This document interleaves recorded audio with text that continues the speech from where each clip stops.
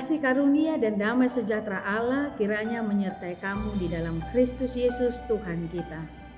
Amin. Shalom Bapak Ibu, saudara-saudara yang diberkati oleh Tuhan. Firman Tuhan menyapa kita, tertulis di dalam kitab Yakobus pasal 1 ayat 13. Beginilah sabda Tuhan. Apabila seorang dicobai, janganlah ia berkata, pencobaan ini datang dari Allah. Sebab Allah tidak dapat dicobai oleh yang jahat, dan ia sendiri tidak mencobai siapapun. Bapak Ibu saudara-saudari yang diberkati oleh Tuhan, dunia ini penuh dengan pencobaan. Setiap orang dapat mengalami. Para pengikut Kristus tidak terkecuali pasti mengalami pencobaan. Pencobaan itu bukan berasal dari Allah. Apabila seseorang dicobai, janganlah ia berkata, pencobaan ini berasal dari Allah. Allah adalah kudus. Karena itu, ia tidak dapat dicobai yang jahat, dan ia sendiri tidak mencobai siapapun untuk melakukan kejahatan. Dari mana datang pencobaan itu? Pencobaan itu datangnya dari keinginan daging. Boleh kita baca dalam Yakobus 1 ayat 14. Selain itu, pencobaan itu juga datang dari dunia dan si iblis. Bahkan si iblis yang licik itu senantiasa menggunakan keinginan daging dan jalan dunia ini untuk menjatuhkan orang-orang percaya. Oleh karena itu, orang-orang percaya harus senantiasa sadar dan tetap berjaga-jaga. 1 Petrus 5 ayat 8-9. Walaupun Bapak Ibu saudara-saudari, pencobaan itu bukan dari Allah, tetapi hal itu berarti bukan di luar sepengetahuan Allah. Contohnya, pencobaan yang dialami oleh Ayub.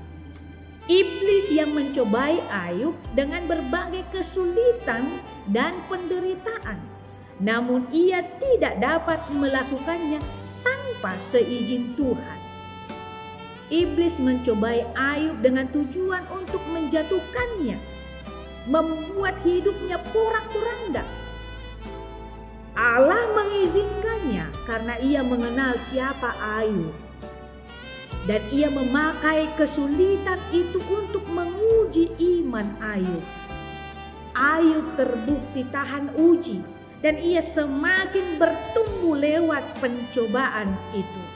Dan pada akhirnya Allah memulihkan kehidupan Ayub dengan keadaan yang lebih baik. Ayub 42 ayat 10. Bapak Ibu saudara-saudari yang diberkati oleh Tuhan, sebagai orang-orang Kristen, kita harus membedakan antara pencobaan dengan ujian. Tuhan menguji manusia, tetapi ia tidak mencobai. Pencobaan itu berasal dari si jahat. Ujian bertujuan untuk memurnikan dan mempertumbuhkan iman seseorang, sedangkan pencobaan itu bertujuan untuk menjatuhkan dan menghancurkan kehidupan seseorang. Bapak Ibu saudara-saudari yang diberkati oleh Allah, Allah mengetahui setiap keberadaan hidup kita, termasuk saat kita sedang mengalami berbagai-bagai pencobaan oleh desakan dunia ini. Kendati pun Allah mengizinkan pencobaan itu menimpa diri kita, ingatlah Bapak Ibu, ia tidak pernah membiarkan kita seorang diri menghadapinya. Allah tetap menopang, menggendong, dan memberikan kekuatan kepada kita untuk melalui pencobaan-pencobaan yang dilakukan oleh diri kita maupun dunia ini kepada kehidupan kita.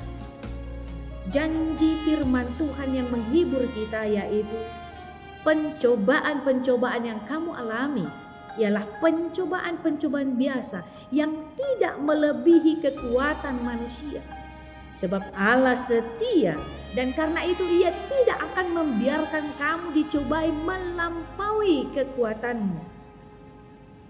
Pada waktu kita dicobai, Ia akan memberikan kepadamu jalan keluar sehingga kamu dapat menanggungnya. 1 Korintus 10 ayat 13. Karena itu Bapak Ibu saudara-saudari yang diberkati Tuhan, meskipun kita mengalami berbagai pencobaan-pencobaan yang mungkin datang dari diri kita maupun yang disebabkan oleh dunia ini, tetaplah semangat, tetaplah berjuang. Jangan pesimis untuk menghadapi kehidupan kita. Ingat bahwa pertolongan Tuhan akan selalu hadir di dalam setiap kehidupan kita. Karena itu Bapak Ibu, dalam menjalani satu hari ini, marilah kita tetap semangat, ingat janji Tuhan dalam firman-Nya, sehingga kita punya sukacita dalam menempuh kehidupan kita hari ini. Kiranya Tuhan memberkati kita semua.